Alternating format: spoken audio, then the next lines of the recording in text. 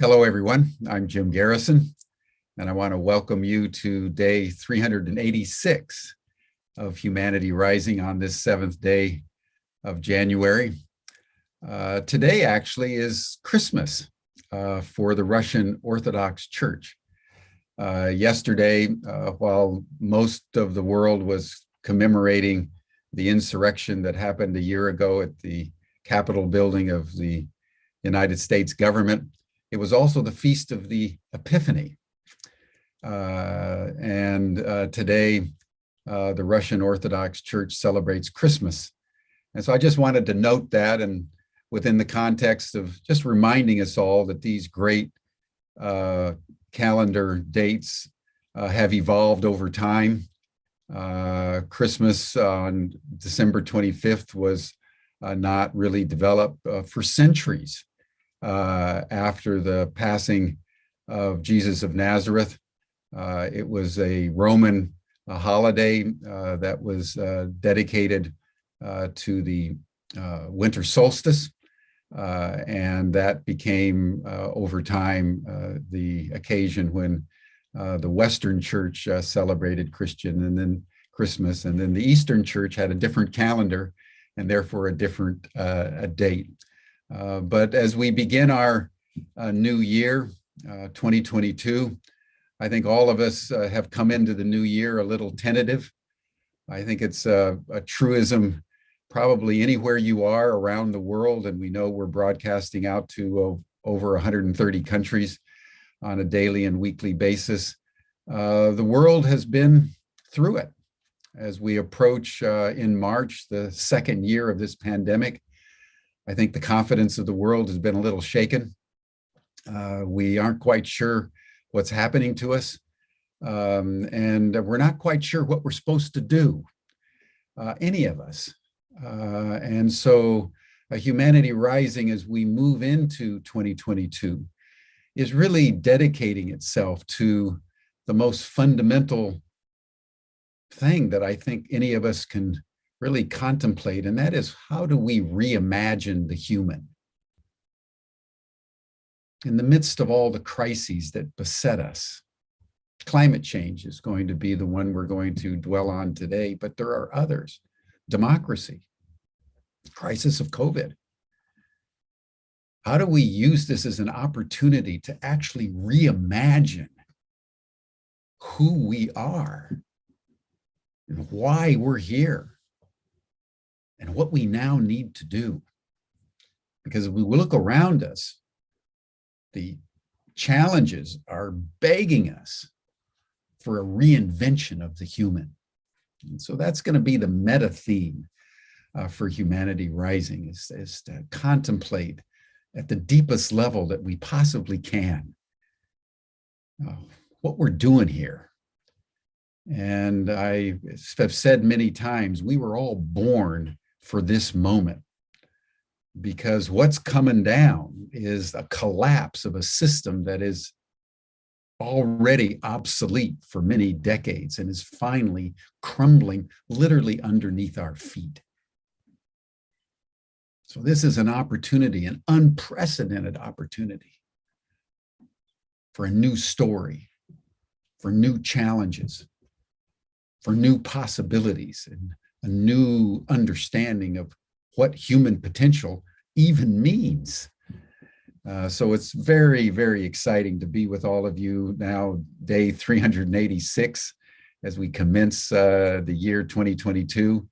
And I just want to express my gratitude as we begin the year for all the support and the attention and the participation. We've had over 1,500 speakers in the last 18 months. And we've got hundreds of organizations that have become official co-sponsors of Humanity Rising, and dozens of coalitions that have formed in different ways on different issues. So it's been very, very gratifying to really feel humanity trying to rise. It's a beautiful thing. So thank you all. Before we dive into our program around what is really a brilliant innovative answer to our climate crisis, which we'll get to in a moment, let us just pause and just for a minute or two, remember that we're in bodies and our bodies are of the earth. And close your eyes if you can and just attune yourself to your heart. Just pause in the tumult of our modernity to give thanks and express deep gratitude that your heart is beating. You're alive. We're all alive at this most extraordinary moment in the human journey.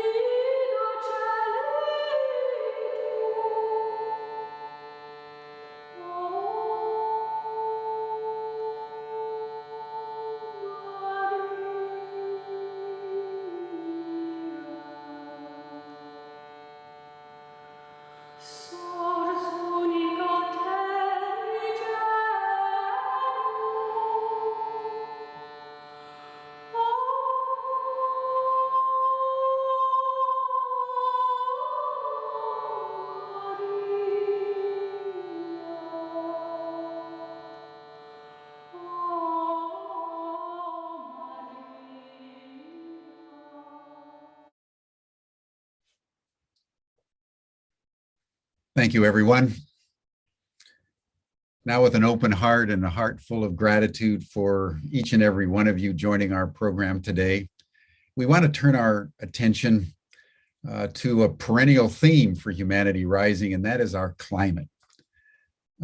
Easily the most critical challenge that humanity has ever faced, bar none, because with the climate crisis, our entire planetary ecology now is spinning out of control because we're now in a phase of escalating and increasingly lethal ecological turbulence. We've spoken a lot about it over the months here at Humanity Rising. This is why the Secretary General of the United Nations have said we're now in code red. We're now in what we've all anticipated because over 70 years, our governments have pretty steadfastly refused to take seriously the very simple measures that could have been done decades ago. But because they were not, we are now in a situation where the stressors on the planetary ecology have reached tipping points in most of the critical aspects of our planetary ecosystem. And humanity faces, as we all know, a time-sensitive challenge within a matter of years. Sir David King, one of the most eminent climate scientists in the world, says we only have 3 to 4 years left. Most of the governments are still sleepwalking. They say we have till 2050 to kind of get it together. In the meantime, they're spewing CO2 into the atmosphere.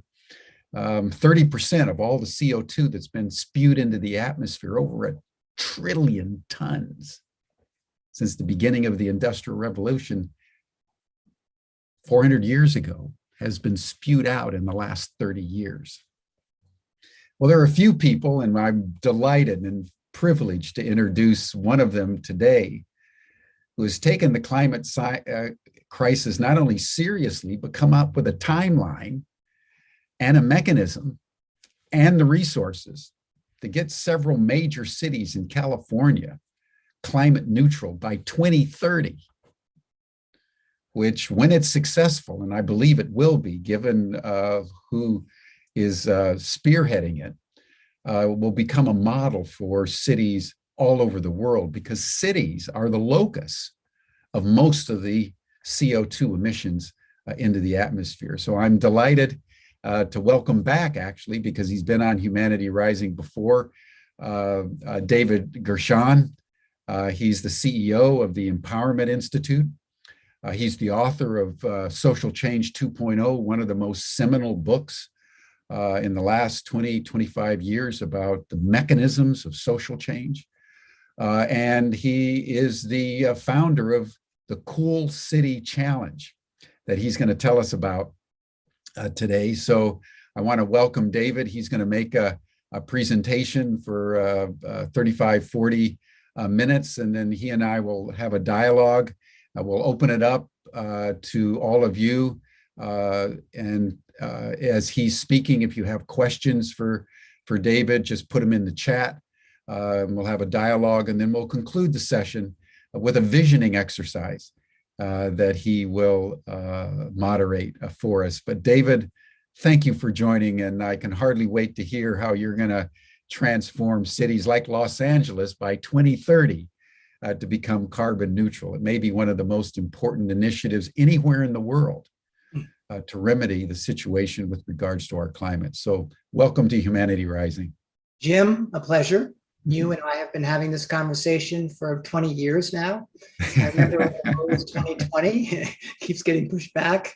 2030 really is the bottom line. Indeed. It may be too late, but hopefully we have enough time. Thank you for the invitation. Thank you for your beautiful work. Thank you for that beautiful meditation. I feel centered. I feel ready to go, and welcome everybody who's come to this talk. So I'm going to share some slides with you and take you on a ride into a possibility.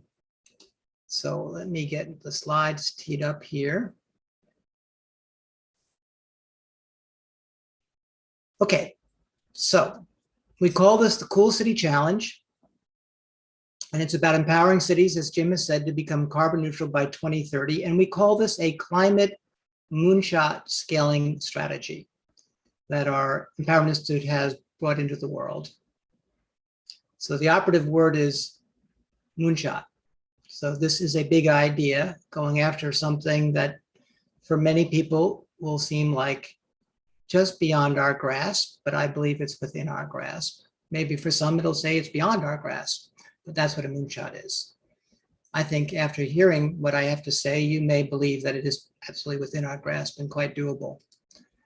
So as Jim was saying, let's talk about what the real challenge is. We know we have a problem, Houston, called climate change, but the real issue now is time. We have a limited amount of time, or we go over irreversible ecological tipping points that threaten our viability on this planet. So this is an issue about time, as well as how to make change. So the natural question one would ask is, where do we get the most carbon reduction in the shortest period of time? And fortunately, there's a simple answer to that. It's cities, because they generate 70% of our carbon emissions. And with the currently available solutions that are readily available, actually, the technologies, among other things, we can become carbon neutral.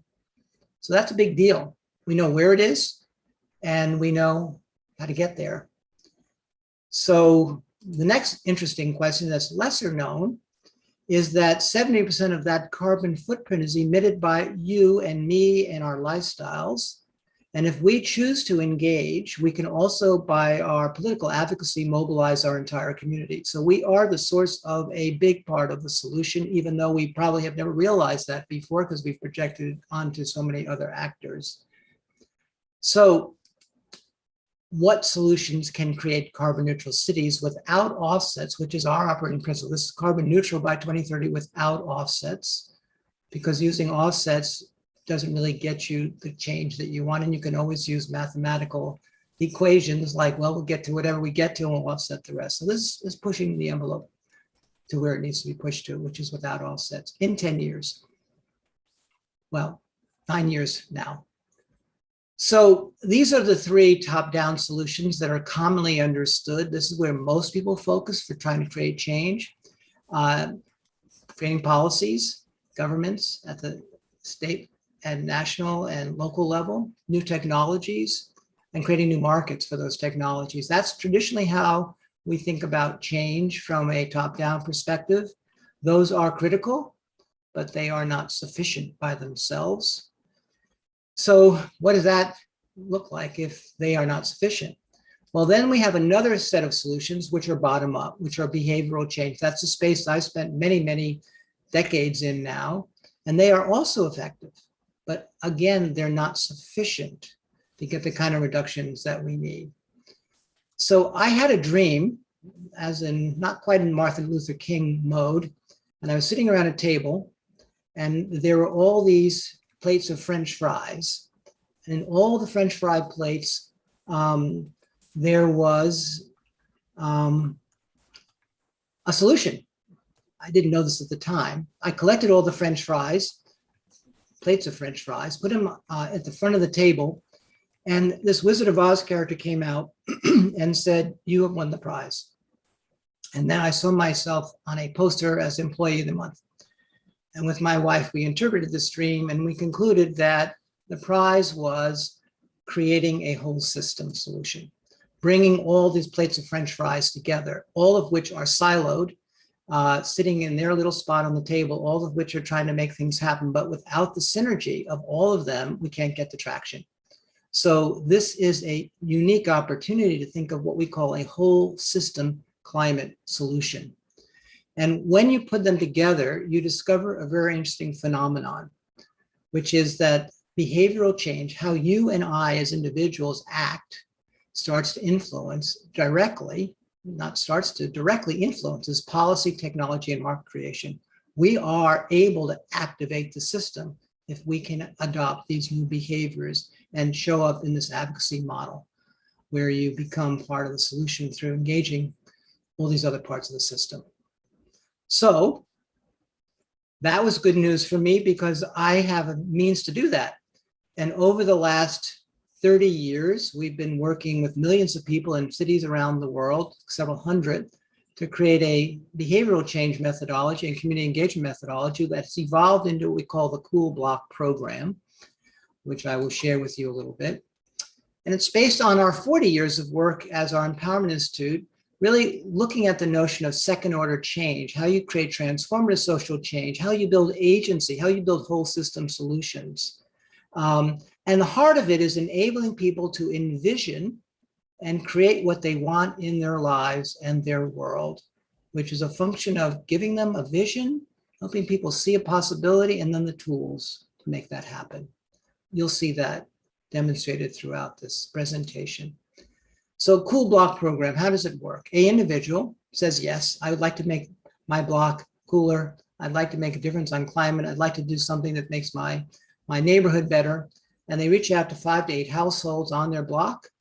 They meet 9 times over 4.5 months. They go through these 5 topics: disaster resilience, carbon reduction, water stewardship, neighborhood livability, and empowering others. Each of these were distinct programs, by the way, that we integrated into the Cool Block program. They have 120 action recipes they choose from. There's a peer support system of neighbors that creates the peer pressure, the peer motivation. There's self-directed meeting guides that allow them to run their own meetings. There's a volunteer coach that supports them. We have all this on a mobile web platform. And then in each of these cities, they integrate their local resources, what their local government agencies are doing, what their local nonprofits are doing. So it becomes practically integrated into the context, the fabric of the community, so that people can get immediate access to things that will help them take the actions better in their own community. So why do people join?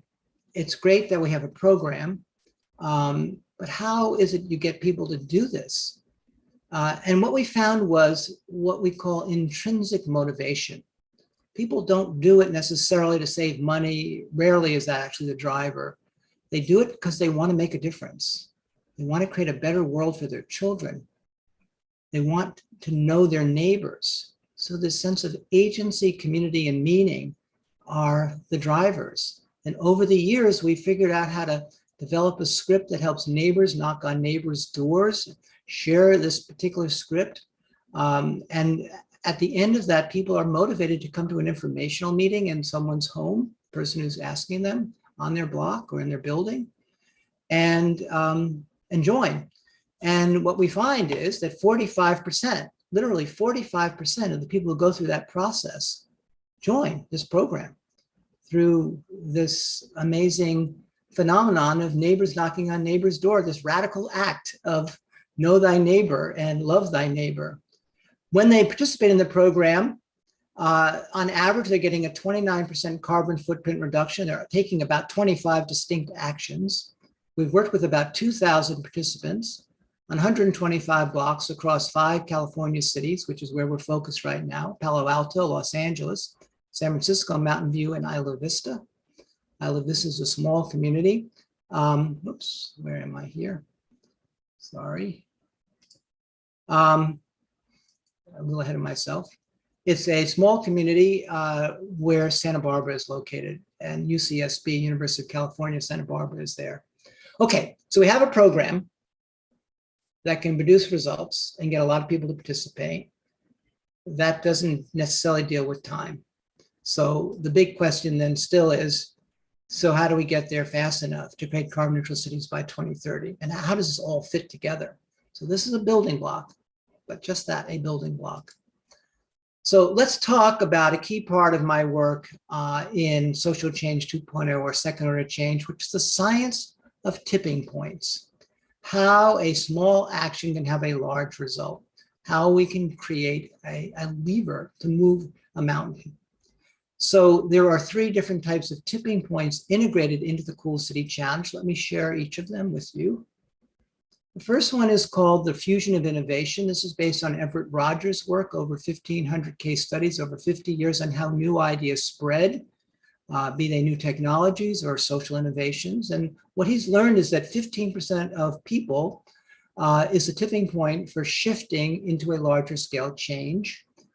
And they're called the early adopters. Many of you may know that term. If you cross the chasm and you get to that 15% mark, you then find if the innovation is capable of diffusing, and most are not, but if it is, it starts diffusing on its own momentum. And what Rogers says, you need to preach to the choir, because the choir will sing loud enough to get everyone into the church.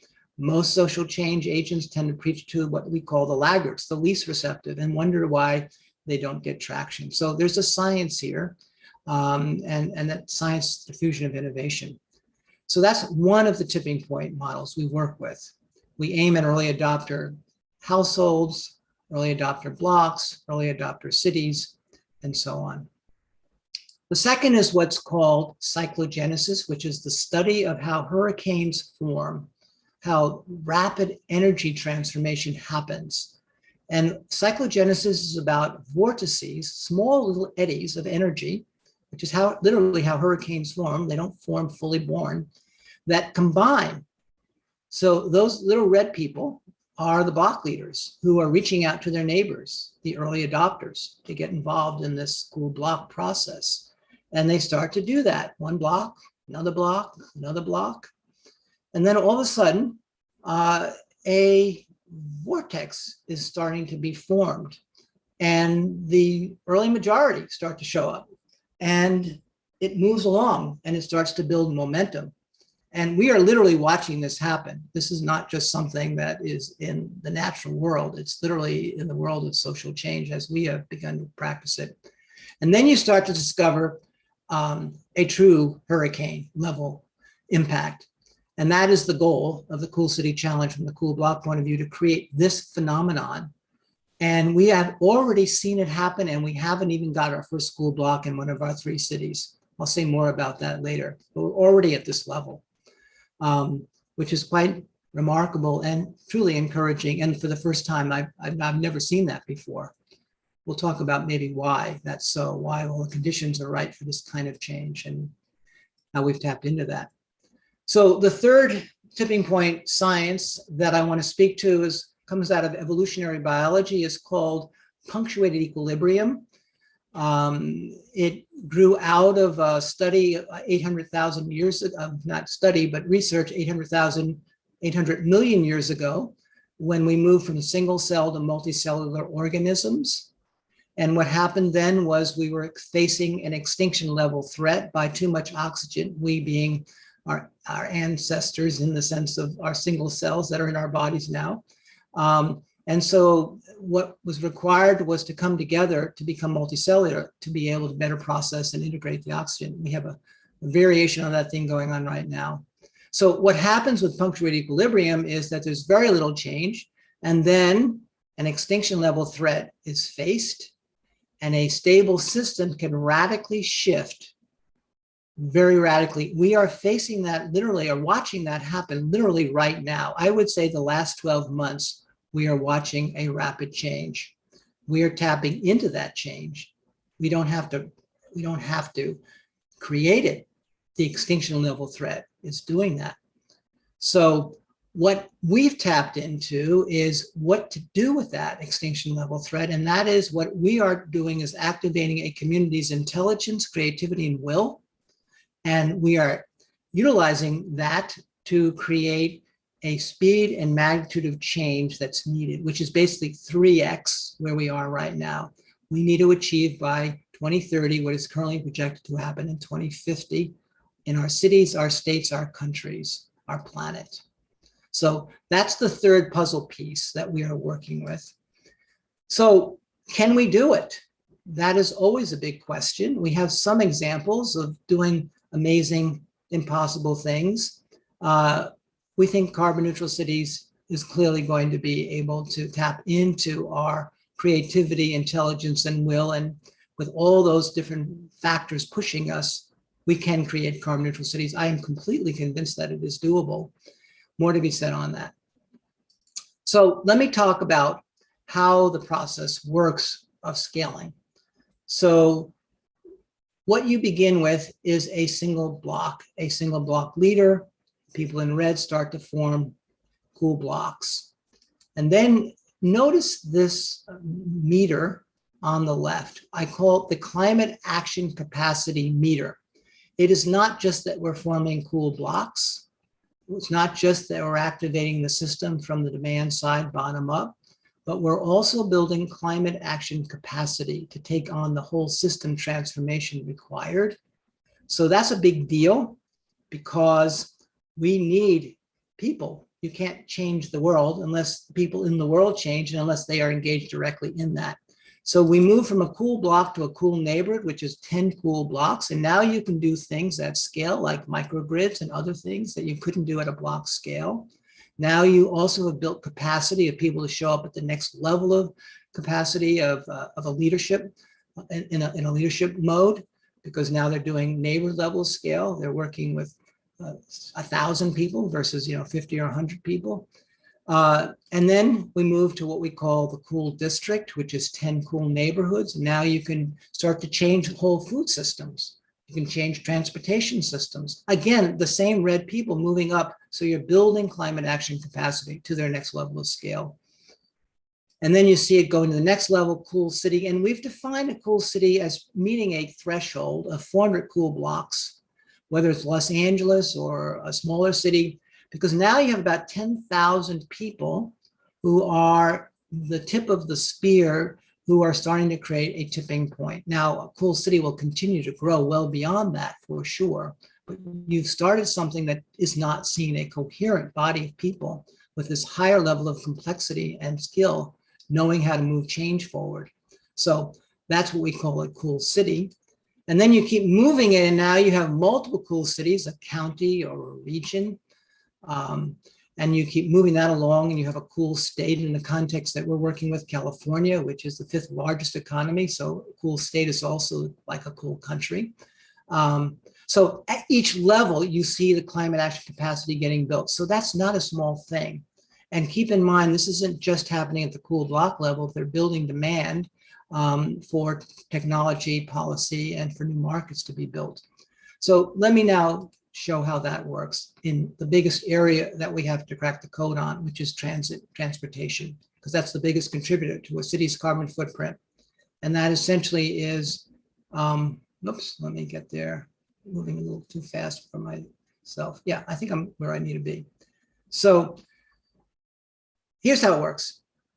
People go through cool block and they start walking more and biking more, sharing rides, switching to e-bikes, using public transit, all the things that we know we want to do, we enjoy doing, and that get activated by doing this program. That's how the 29% carbon footprint reduction gets created. Well, what that starts to do is create demand for new top-down policies, technologies, and market solutions. So new sidewalks, car-free zones, bike lanes, charging stations, investments in e-bikes and electric cars, new transit options. So supply side now gets activated by the demand side, by how we are choosing to live. And then that creates more top-down investments, which drives more behavioral change, activating a virtuous cycle. So now we are seeing a phenomenon where top-down and bottom-up meet each other and create a synergy effect, which is quite profound. It continues on. Now we have need for less parking. We can use that parking for other things like housing, public spaces. We can have greater density and walkability. People are walking more, biking more, so their lifestyles are improving, their health is improving, their well-being is improving. And here's where it gets very interesting. What starts to happen when you activate a whole system solution around one piece of a system is that it activates the rest of the system. So now we're influencing resiliency and wellness and jobs and land use and buildings and food and resource stewardship. They're all interconnected, and we haven't been able to connect the dots before because of the supply side, demand side, and going deep and showing how one system can influence the others. We start to see this ripple effect, which is quite exciting. And one of the things I'm most excited to explore as we build out these cool cities. So let's translate this into a carbon neutral city. There are four areas that we actually need to master to get to carbon neutrality. The technology, how do we scale up the technology? How do we finance the scaling up of the technology? What are the new policies that need to be put in place to get a carbon neutral city by 2030 to happen? And how do you engage the whole community, not just the people who seem most predisposed, but the whole community, the people that are often left out? So community engagement has to be everybody. And if anyone is left out, it's no longer a whole system. So this demands that we move beyond some of the conversations about social and climate equity as a nice to have. It's an essential piece of how you do this. And so it gets higher up on people's agenda when it's perceived as mission critical rather than just a social issue or a moral issue or an equitability issue. Okay, so along with all that, something else is happening that's quite wonderful. People are starting to trust one another in a world where there's so little trust. They're working together. Red and blue people in blocks in Los Angeles, we've seen it happen quite regularly, as well as other places. Community cohesion is starting to happen. People are feeling connected across many different sectors. And the second order change leadership capacity, they're learning how to create transformative social change. We're building that literally into every block. It's encoded, it's the DNA of a block now. And people don't even know they're learning this, but as they go through the cool block process, and then we unpack what second order change looks like, feels like, they recognize, my God, that's how we're getting these results. Okay, so moving along. From all my years in empowerment, what I've learned is that there are four key ingredients that can activate someone's sense of empowerment, and they're all built in. And the first is the power of a vision. What you're hearing is a vision. As you feel into this, you can feel your energy. You can feel yourself rising, humanity rising, perhaps, as we talk about this. The second is innovation driven by necessity. So an extinction level threat is a rare, we say a crisis is a terrible thing to waste. A extinction level threat is a terrible thing to waste because now you have to innovate or you go extinct. And that is a wake-up call if you know what to do with it, as opposed to just go into a shell and say, what do I do? So we're inviting people to show up and innovate. Catalyst for bottom-up behavioral change. Right now, what we figured out is how people can actually drive this as opposed to feeling a victim of something so big they don't know what to do with it. And the last thing is an idea whose time has come. And there's two ideas that time has come in my judgment. One is a carbon neutral city by 2030, but the other one is hope, a sense of belief in ourselves as a species. We can do this. Of course we can do this. Why wouldn't we do this? It's time to start thinking in new ways and showing up in new ways. So this provides an opportunity for that idea to show up for people. And then I call these the 4 A's. We call these the Moonshot Beliefs, required to create this kind of extraordinary change at this extraordinary scale and this extraordinary pace. So the first is audacity. This is an audacious idea. This is a big idea. It is changing the world scale idea. Abundance. We're investing $1 million in a city, not at 50,000 or 25,000. We're giving people a sense of belief that they actually have the power that they need to make change, which is the agency piece. And then the alchemy. The alchemy is the synergy, a whole system, top down, bottom up, all these pieces fitting together. That's when the magic happens. We're disconnected as a species. We're disconnected on a block, in a neighborhood, across sectors. Those are all coming together. We call that the alchemy of change. So we've chosen to do this in California for these reasons. They are one of the front lines of climate disruption right now, with fires and mudslides and drought. Just about everything you can have happen is happening there. There's a tremendous ethos of environmental commitment. There's a lot of political will, and there has been bold legislation created, more advanced than any part of America, and certainly at least as advanced as any part of the world, if not more advanced. Cities are committed to carbon neutrality, albeit not at this time frame. There's funding in this state. It's a fairly prosperous state. There's a lot of know-how around policy, technology. All policy in America usually comes out of California. And there's a lot of innovation know-how out of Silicon Valley and technology know-how. And they've set the most ambitious carbon neutrality goal, 2035, of any large political entity, certainly more bold than I think any country that I'm aware of, and certainly by far any state. So what is the scaling mechanism for carbon neutral cities across California and beyond? So we launched this June, so approximately 6-7 months ago. 40 California cities went through a rigorous months-long application process. Out of that, we chose 3 cities: Los Angeles, which is about 4 million people, Irvine, about 350,000, and Petaluma, which is in Northern California, about 60,000. We awarded each of them $1 million, plus an equivalent in our Empowerment Institute's consulting support and all of our years of expertise, and also our wherewithal to help them raise money to do more things. And we asked each city council to show up and see if they were ready to play.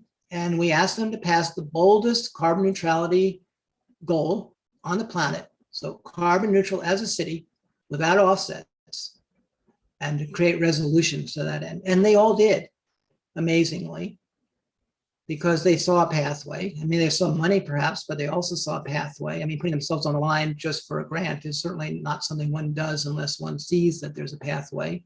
And they also know it has to be done. So for a variety of reasons. And each of them had to recruit 200 cool block leaders and 25 community partners. So this was a demanding exercise. In fact, Los Angeles application was 100 pages long. So it's quite a process. And they shared their Moonshot Climate Action Plan strategy. It's quite amazing to read these things. So we start next June with the second phase of our Cool City Challenge. We'll be inviting 25 more California cities and 25 cities across America. Eventually, we'll go to the rest of the world to participate and be awarding them $1 million plus our support. We're also creating what we call a Cool City Challenge Innovation Fund to support climate moonshot breakthroughs in cities. So when we start to build this capability, we want to tap into it and support it because the innovations will be coming and we really want to see those things grow. So we'll be investing in the best ideas that come out of these cities to help grow them. And they'll be sharing, it'll all be open source. We'll be sharing it across all the cities. And then in the next several years after that, we'll be doing 100 cities in 2023 and 100 cities in 2024. So 25 more in California. So we can really scale up California fully. 75 in America, and then 100 worldwide, which comes to 250 cool cities. And we will have them serve as teaching cities. So this knowledge can diffuse, and each of them are being asked to recruit 10 more cities so that we'll have 2,500 worldwide. There are 10,000 cities, over 50,000 people worldwide. So we will be at 25% of the cities over 50,000 people, which basically means we will tip cool cities and carbon neutral cities in several years if all goes as planned. So this is the vision. Carbon neutral cities across California by 2030. We've tipped California for sure. Carbon neutral cities across America and the planet by 2030. And we are tipping America and tipping the planet, if not tipped by then. Carbon neutral California by 2035, driven through the cities. And we have sped up our ability to get to a carbon neutral planet by a third, 2040 versus 2050, by virtue of this speed. Maybe you'll get sooner, but clearly from where I'm sitting now, getting a whole planet carbon neutral by 2040, 10 years ahead of schedule from where humanity thinks it needs to be, is clearly our goal. And that may shrink more as we build more momentum. So let me end with a quote from Rilke, one of my favorite quotes. Again and again in history, some people wake up. That would be a lot of us in this webinar. They have no ground in the crowd. We stand out. We are not like everybody else because we move to broader, deeper laws. They carry strange customs with them and demand room for bold and audacious action. The future speaks ruthlessly through them. They change the world. So that is our calling. I'm going to leave this last slide up. For those of you that might be interested in this, you can go visit our website. We'll be announcing next year's application details in June. So if this is of interest, do go and check it out. And now I'd love to chat with you, Jim, and others and see what your reactions are to this idea.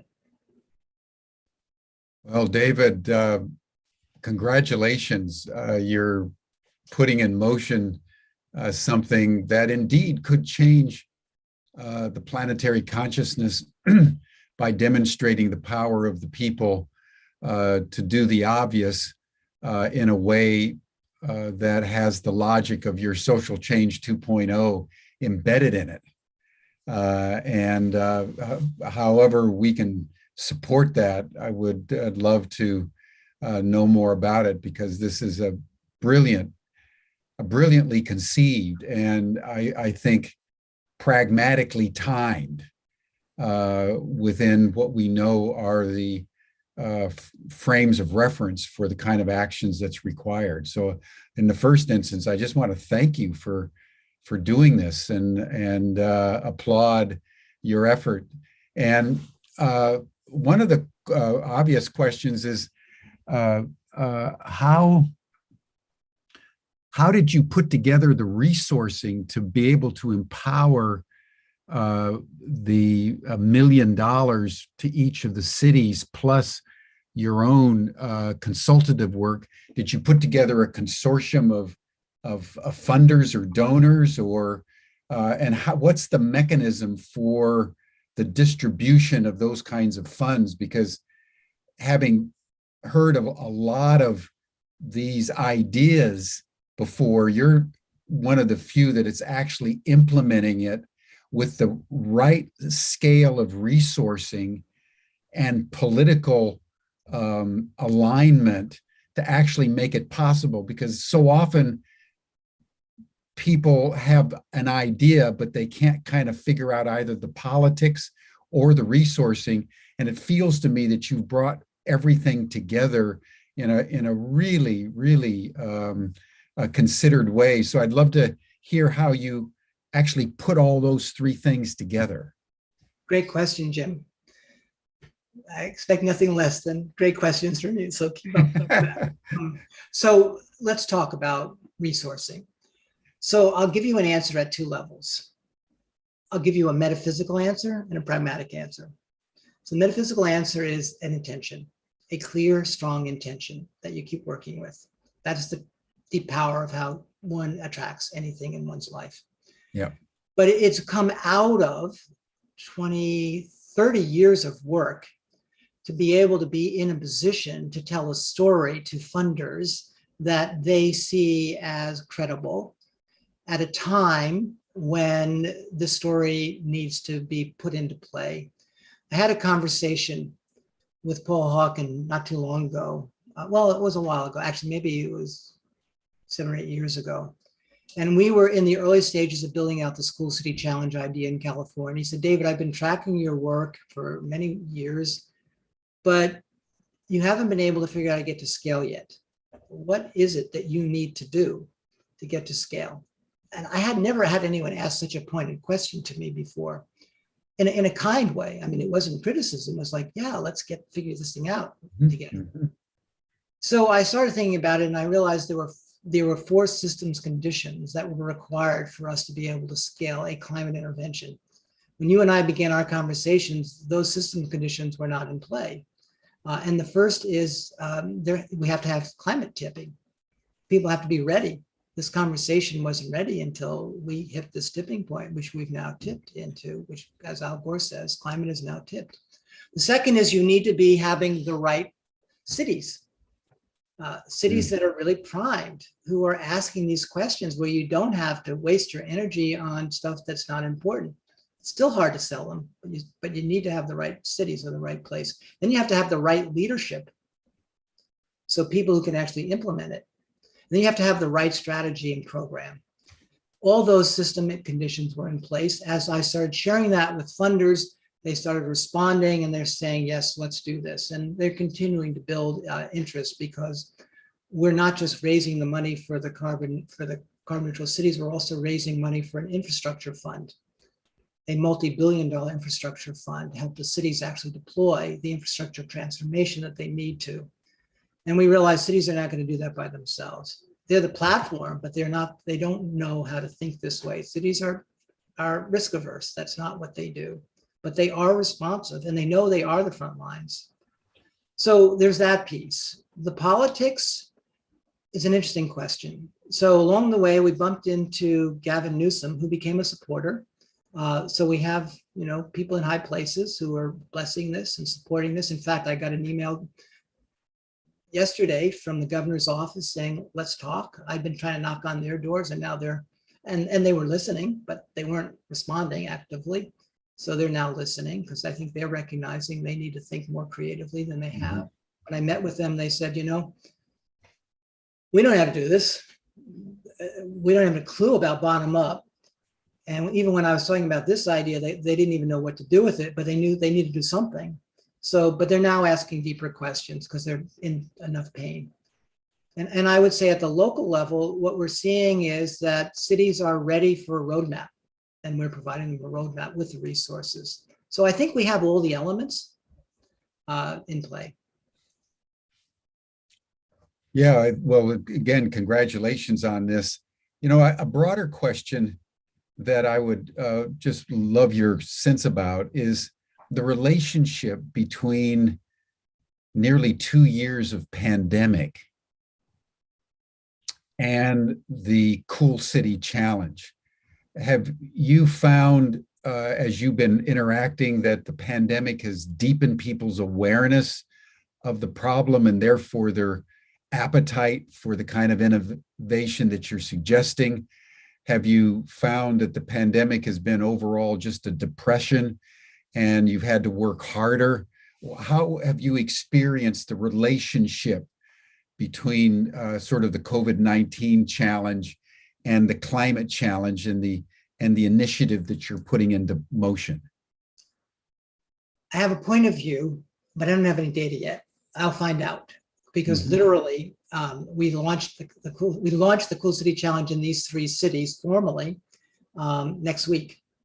So we've taken, since we announced the winners in late fall, the last few months to get everything ready, get our staffing in place in all these cities. And they have community announcements and community events literally next week in these 3 cities. So we will find out. But what we have found out that's quite interesting is that Petaluma, for example, has 300 Cool Block leaders. They were required to get 200. 300 Cool Block leaders in that community means 25% of the blocks in Petaluma are now becoming Cool Blocks. That is well beyond the 15%. Yep. That happened during the pandemic. What does that mean? To me, it means that people are hungry for making the world better. Yes, a lot of people went into depression. Yes, a lot of people are looking what to do when we come out of the pandemic, but unless there's a pathway provided that makes sense, that speaks to them in the ways that they can identify with, it's a missed opportunity. So I think we will be able to tap into that. I mean, it's my hope that the current Omicron virus peaks in the next few weeks in America, so we don't have to deal with that issue. It'll get a lot easier knocking on your neighbor's door if you don't have to wear a mask and they're not afraid of you when you knock on their door. But that said, that doesn't seem to be holding anyone back right now. There's just a lot of energy ready to go, I think, from what I'm seeing. Well, as I indicated in my introduction, the crisis and the opportunity are co-equivalent. And the deeper the crisis, the greater the opportunity. And I think if what you're doing is you're tapping the crisis right at the right time, in the right way, and in the right state. Because there's not very many governors, at least in the United States, and I don't think around the world, like Gavin Newsom, who actually gets the climate crisis and actually wants to do something very substantive about it. So the fact that you've got the imprimatur of the governor, and you've got the city councils that are ready, willing, and able to dive in, and you've brought together then the resources that will be, I think you've got the golden triangle, as it were, in terms of the timing and the capacity. So it's going to be very interesting to me, and we would love to be able to track it with you and broadcast through Humanity Rising your progress, and work with you to actually, recruit cities, because we've Stan Pokros put in the chat box. We've had probably a half a dozen sessions on cities because of the importance of cities. So there's, I think, a real energy in our community to support you in any way that we possibly can. But just a couple of questions that have come in. Let me say one thing about cities before we move on to that. Sure. One of my expectations is when you activate social creativity block by block, and keep in mind on these blocks, they're taking these actions, a whole section, 2 of the topics are on neighborhood livability, which is about block scale, neighborhood scale change, which transcends just carbon reduction or disaster resiliency at a personal level. So now they're moving into larger groups of people creating change. So if there's homelessness on your block, if there is any other issue on your block, if there is economic problems for people on your block, you now feel connected. And one of the challenges with creating social change at the scale of a city is the issue of scale. And when you don't approach it from the right scale, you don't get much traction. Mm-hmm. Even neighborhood is too big a scale. And so, because no one identifies at the scale of 40, 50 blocks or more, but they do identify with their own block. And if you can show how one block turns into a multi-block process, you can it's like building up from, the cellular structure versus right. Where you get to organs and so on. So I think there's a lot of opportunity to take on multiple issues. And what a waste it would be if we just applied this to carbon reduction. So we see this as a whole system approach to change mm-hmm. that's activated by climate, but it's far bigger than that. And cities are where the action is. It's the only place where you can get political traction these days anyway. So, because it's not a politicized space for the most part. So my thoughts on cities. Yeah. But that's actually, your last comment is actually very important. I mean, at the national level and at the international level, things have gotten so politicized that any kind of meaningful action is sort of dead on arrival.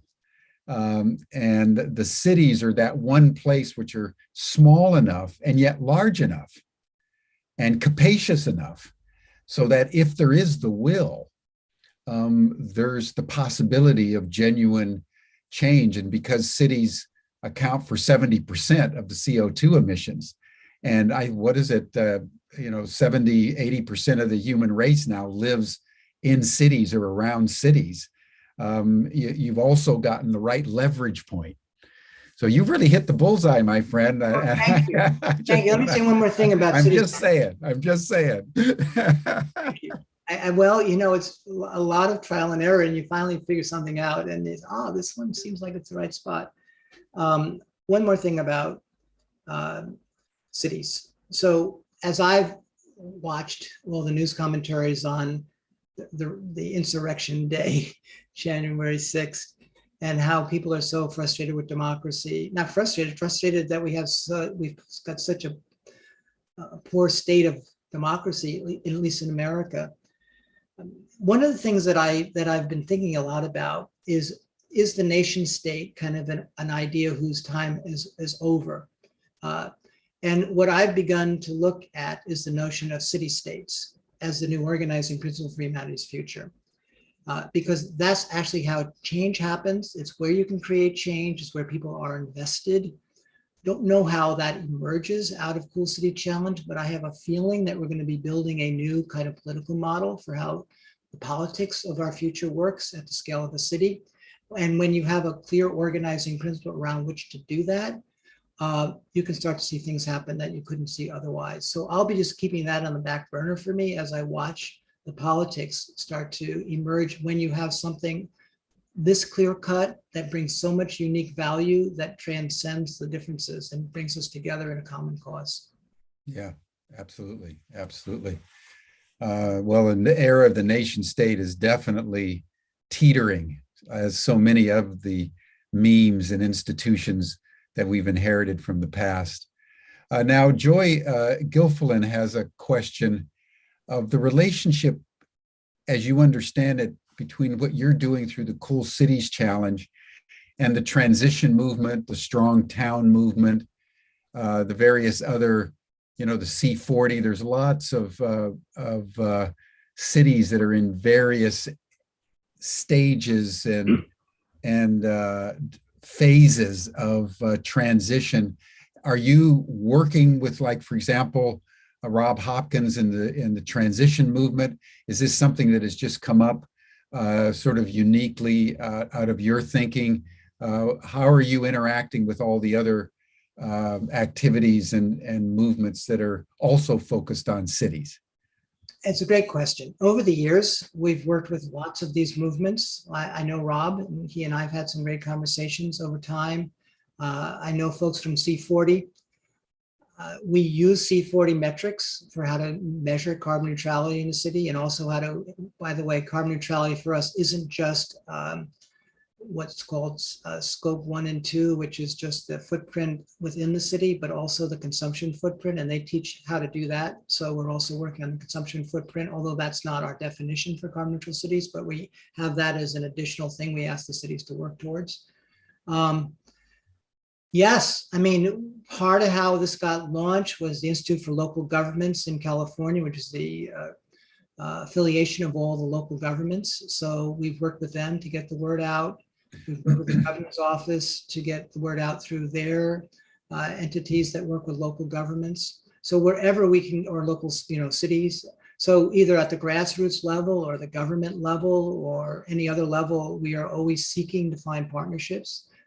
They are clearly all doing important things, and we can build on any kind of coherence that's already available, like a transition town. This would be a natural for them to advocate to the next level, to their city, to run with this. Call it a transition town project. It can grow from anywhere, from top down, bottom up. We're also working with chambers of commerce, businesses, the whole system sees value here generally. And so anyone can bring it into a city and then go from there. Brilliant.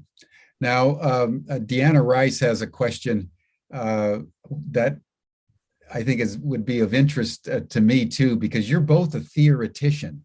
You wrote Social Change 2.0, and you're now in the nitty-gritty front lines of practical politics. As someone who had the theory before you developed the Cool City Challenge, what has surprised you the most is her question.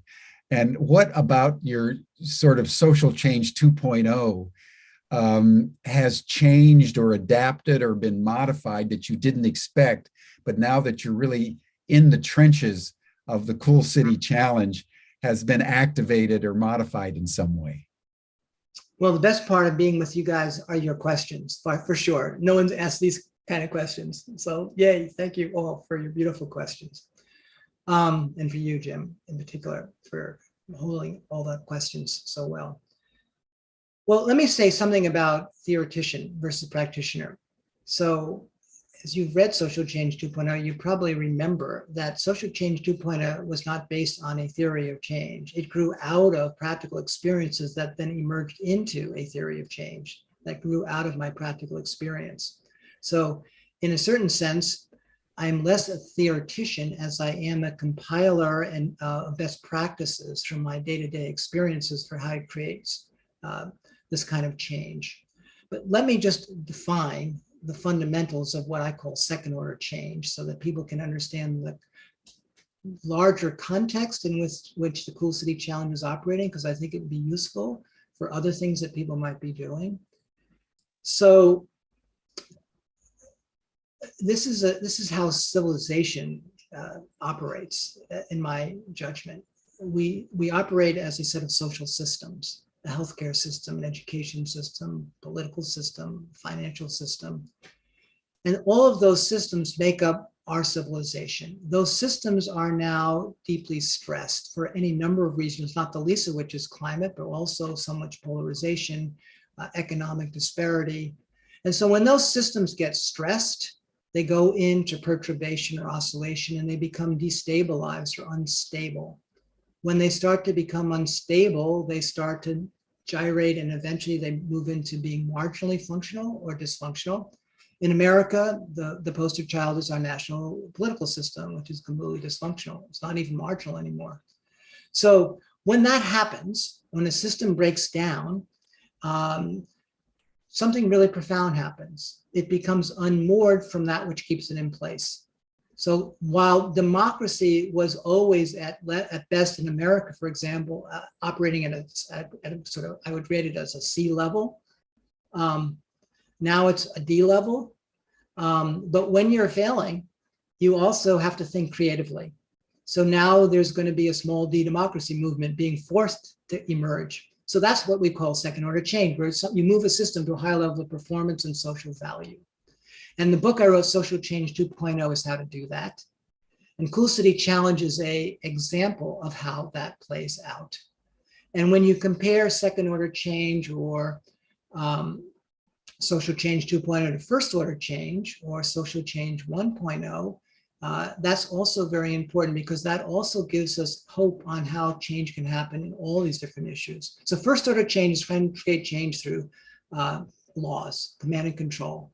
So forcing someone to change, you have to pass legislation. Financial incentives or disincentives, paying someone to change or penalizing them financially if they don't change, which don't hold humanity in very high regard, either of those two. The third is what you would call awareness campaigns. If I tell you should change, you should change because you should now know better. We know that doesn't quite get there. And the fourth is protest, and we've seen all of those in play in the climate space, and where that leaves most people, because this is a second order change problem, transformative social change problem, is that when you're trying to deploy first order change tools to produce a second order change result, that disconnect shows up as we're not getting traction. So you need to bring a second order change solution into play to create a second order change result. And our planet now has second order change problems, which demand this kind of change. That said, where this leads people, as I started with way back when, is a compelling vision. So if you can't force them to change, pay them to change, raise their awareness or beat them up with protests, what's left is empowering people to want to change. And what empowers people to want to change, which is a positive driver, is a compelling vision and the tools to create that. So that is what's showing up at the heart of all of this. That's what's showing up. Everything that I've learned, which they then, built into this book, this small tome, 400 pages, I'm watching play out, and I'm watching the people. In fact, the program managers delivering Cool Block are studying Social Change 2.0 very diligently because they realize what they're doing is encoded with that in every aspect of what they're doing. Brilliant. So the Social Change 2.0 then becomes the handbook, as it were, to empower them so that they have I would say, a theoretical and ideological framework within which to understand both the sequence of actions, but also the synergy of activation through the sequencing that you're laying out. That's amazing, man. That is really amazing. Now, the final question before we have your... Make one more comment on that, if I may.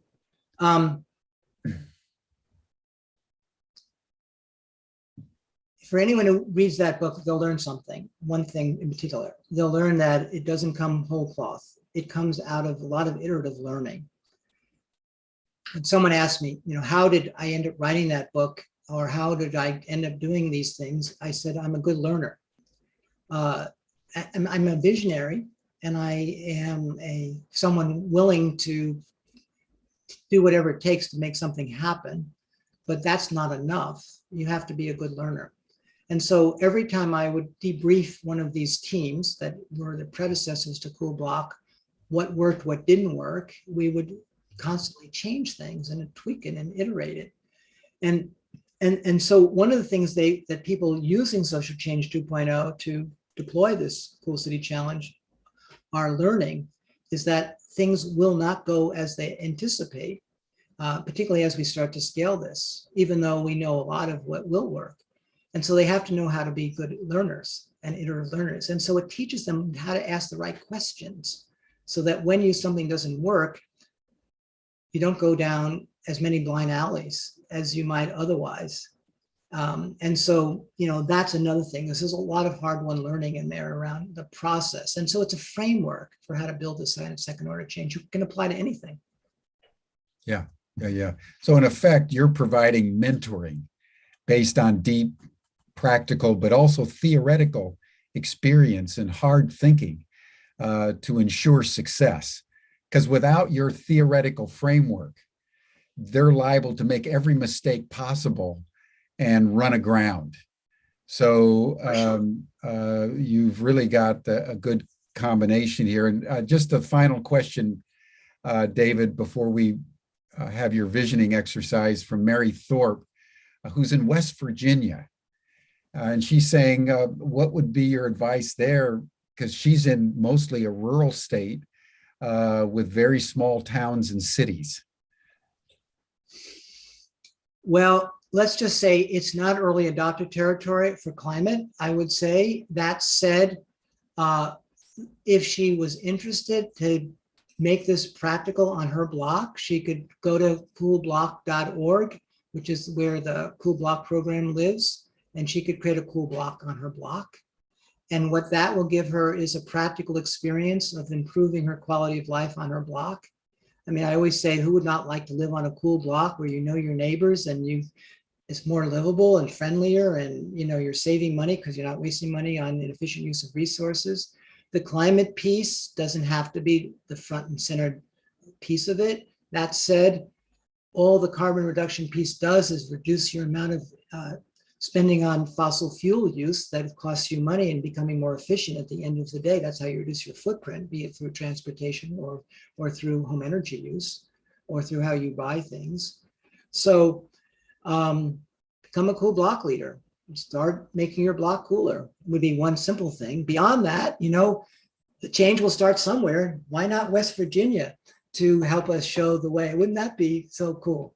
So go for it. Maybe they'll even move Joe Manchin. You may be the person. Show him this is what's possible. Get him to get a cool block on his block, and maybe that will be the thing that from left field will change the whole world. So Mary, that is your mission. Joe Manchin. We've got to get Joe Manchin endorsing the Cool Block initiative. You'll get the gold star. When I had a conversation with the U.S. Conference of Mayors way back when on one of our earlier programs, they looked at it, of course, they see everything through the political lens, and they said, this is very, very interesting. This does not have a political ideology associated with it. This can play to Republican self-responsibility. This can play to Democrats or liberals' sense of, wanting to improve the world and make it better and move in these new directions. It does tend to be apolitical when all is said and done. And we work in cities apolitically. It doesn't have a political agenda because it's so pragmatic, albeit it has a climate agenda for sure. Which unfortunately has gotten politicized, but ultimately is not a political issue.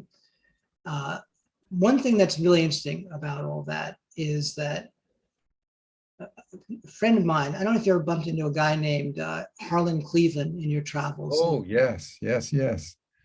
So Harlan Cleveland was on my board for a while, and he used to be the ambassador to NATO under Kennedy. So you can see, and he's no longer on the planet. A beautiful soul. And he would describe going to these NATO meetings, which were very ideological and posturing and all of this stuff.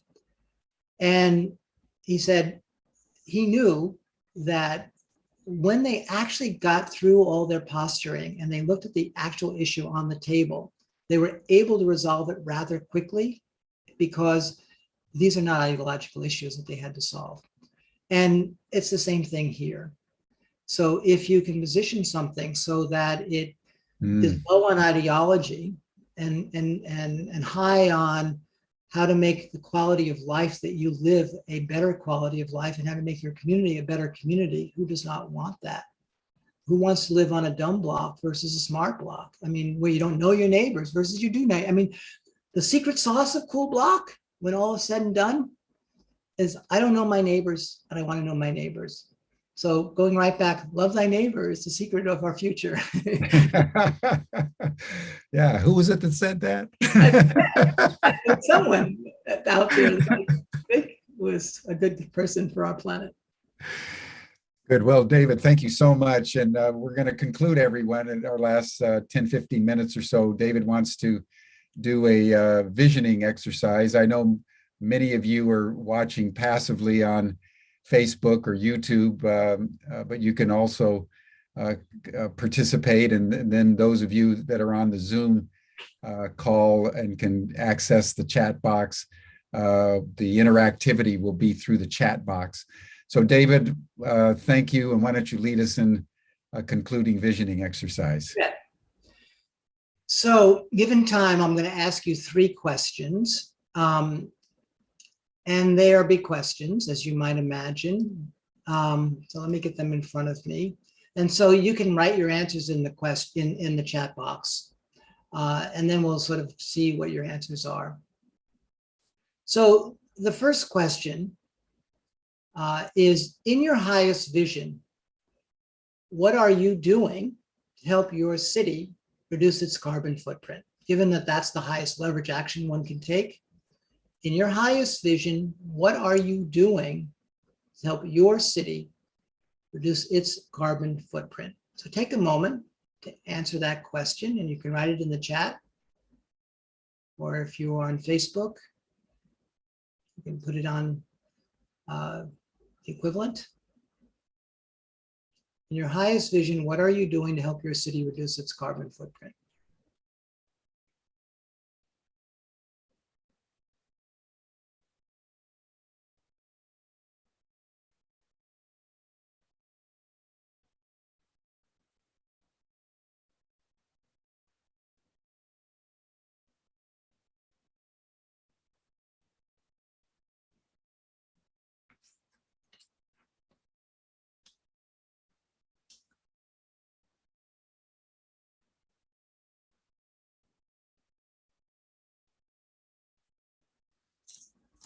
Okay, second question. In your highest vision, how does humanity reclaim control of its destiny as a species? In your highest vision, how does humanity reclaim control of its destiny as a species? In your highest vision, how does humanity reclaim control of its destiny as a species? So take a minute or two to answer that question.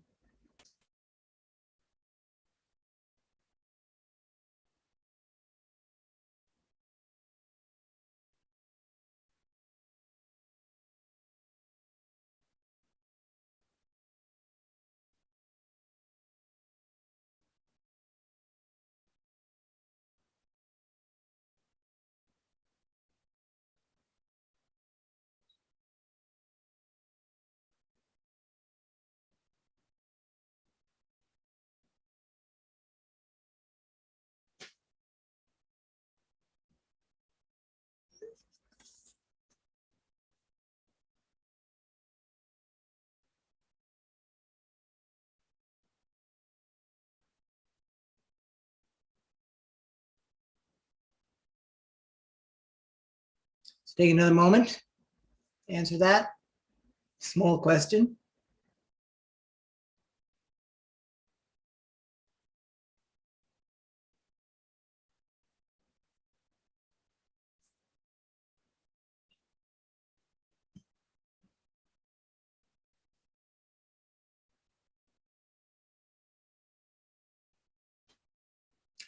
And the last question I want you to answer: in your highest vision, what gives you hope for humanity?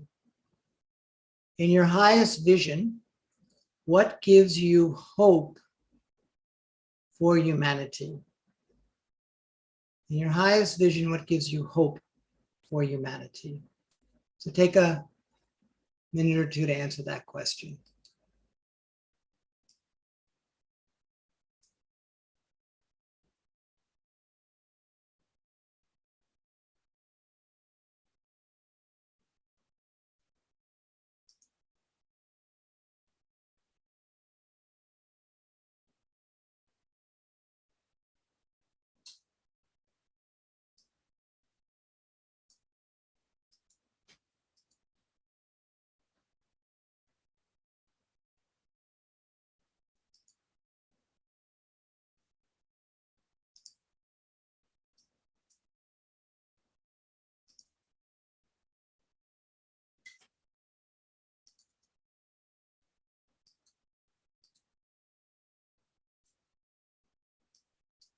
Okay.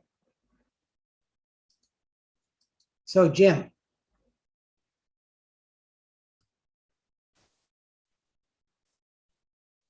Yes, sir. Let's see what people have to say, and we can comment on all of that together. Oh boy, there have been so many rich comments on all three of your questions, but just starting with the last one uh, first, Jen Forte made a good comment, I think. The fact that we are at a tipping point and Hmm. in an emergency state enough to motivate most people to change their behaviors. Yeah. I think that's the power of the moment of COVID. That we're in such a state. We've come to that point that you started your lecture with, where there's enough aggravation now in the system that people have this intuition that they need to change or perish. Yeah. And so I think that, do you want to make any comment on that? But that Well, seems to what me to I be would say very, is if anyone is predisposed, and I suspect you would be on this Zoom event if you weren't, to further this kind of change, becoming a student of Social Change 2.0 will be helpful to you because it shows you how to take advantage of this moment. This is a moment pregnant with the need for transformative social change. It's a missed opportunity if you don't know how to avail yourself. And I know you and I, Jim, were talking a little bit about how we might work together around getting some of that knowledge out. So, but beyond that, just, the book is a good resource. There's also a study circle guide on our website if you want to learn more about it.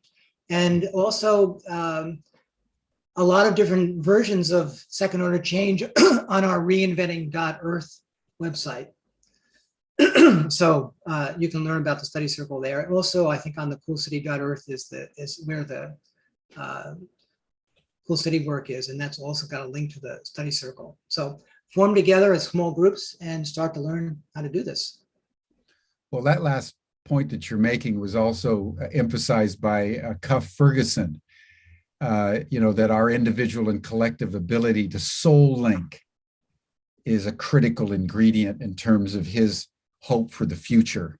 That not only is the crisis and opportunity vectors potentiated, but so is our capacity to link up. We call it radical collaboration.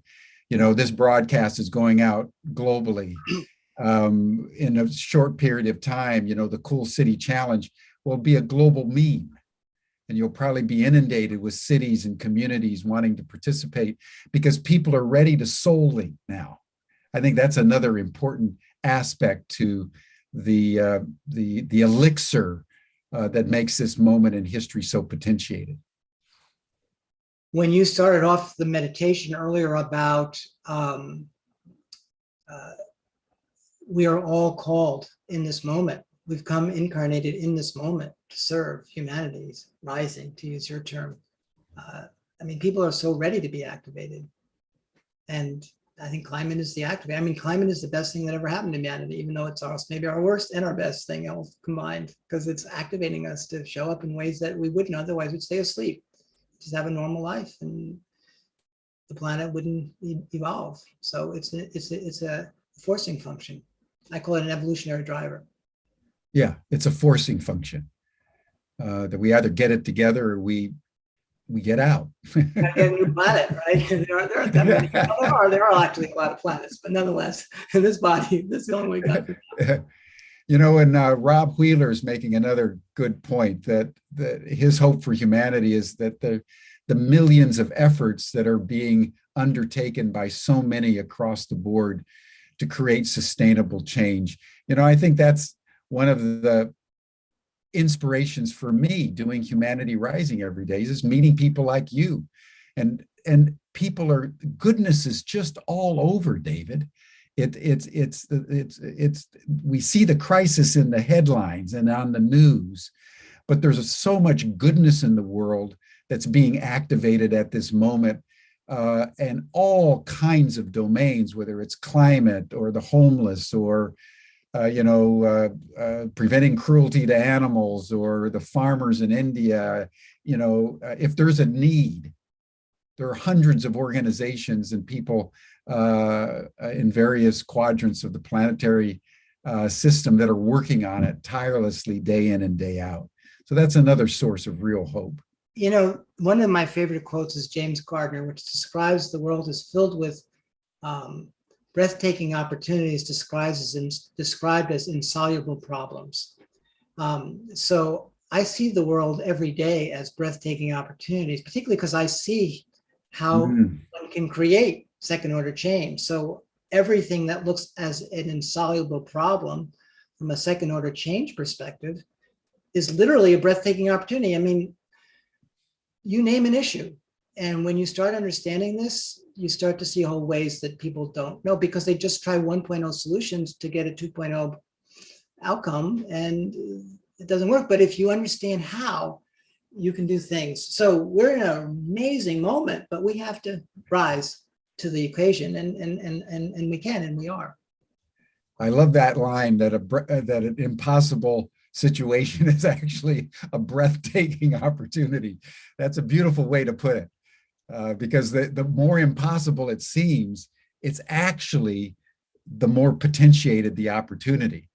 The more potentiated and the more ready it is because the system is ready for change because it can't get any outcomes in its current state. So it's demanding a kind of transformational change if you know how to do that. And that's available to us now. And I think the last one I'd like to bring in is from Jenny Spurgeon, and that is the voice of our young.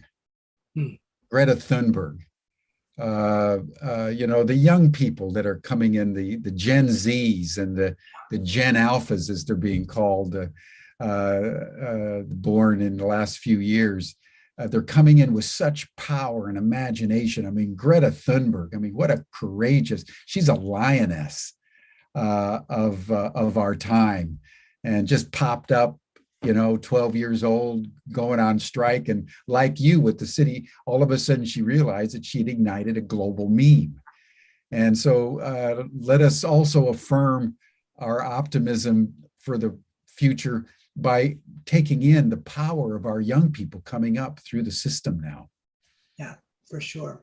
One of the fun parts of the Cool City Challenge, we have something called the Cool School Program.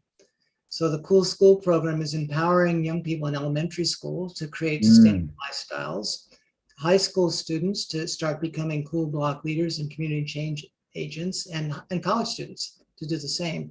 So there's a lot of energy in youth.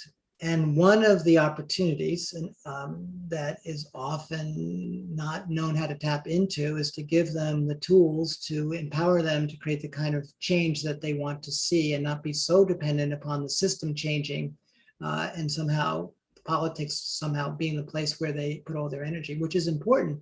And that still needs to be done. But there's a lot more they can do that they have direct control over. And when they start showing up that way, they feel even more empowered. So it's a both end. Yes, we didn't do that, but there's also this opportunity for the youth who want to show up in new ways. Oh, yes. Yes. Well done. You're covering it all, my friend. Well done. I'm just, as we close, Miranda Clinton is the Director of Operations for Cool Cities Challenge, and she's a force of nature in her own right. Miranda, is there anything that you would like to add to what David has said? Any comments of your own as we bring this to a close? Well, I'm just super excited to be here with you. We were with you about a year ago when you were first starting this, and it's so good to see how many amazing leaders you've interviewed and still going with this every day. And I've tried to be responsive in the chat over here as well, because there's so much amazing stuff that people have been posting that relates to us and that want to talk about partnership and talk about their city coming on board, or have given us resources for mayors with climate initiatives and whole lists of groups of people that are doing the same kind of thing, and Sierra Club and their 2030 initiative, all this kind of stuff. So I've responded to a lot of people in here. If I did not respond to you, and you want to have a personal conversation with us, please do reach out to me. You can also go, I put my email in the chat, but I also, if you go to coolcity.earth and push contact us, that will email me directly, and we'll figure out if it's best for you to talk to David or talk to me about partnership or anything that you want to help with this amazing initiative. So thank you for everyone that's here and how interactive you've been, and just this such a beautiful and engaged audience. Thank you, Miranda. Just the fact that you're working with David on this increases its chance of success 100-fold. Thank you. Yes, we work very hard, but very well together. We have quite a big team now working on all of this. So it's been amazing. Nothing I'd rather do.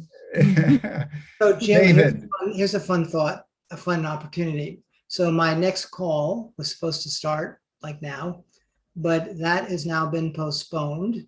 So if you would like me to be in this after chat thing, I would be happy to show up and have more conversations with people. Oh, that would be beautiful. That'd be beautiful. Thank you so much. Before we make that transition, David, is there any final comment that you would like to make to us about what you're doing? Anything you would like to say? You know, one of the things that I realize I have stepped into as a role, unsolicited, or should we say, whatever way you might describe this, is I find myself a keeper of the faith for humanity. And we need more keepers of the faith.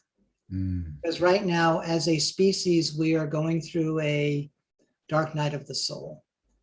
And we have lost, many of us, a sense of possibility for our future.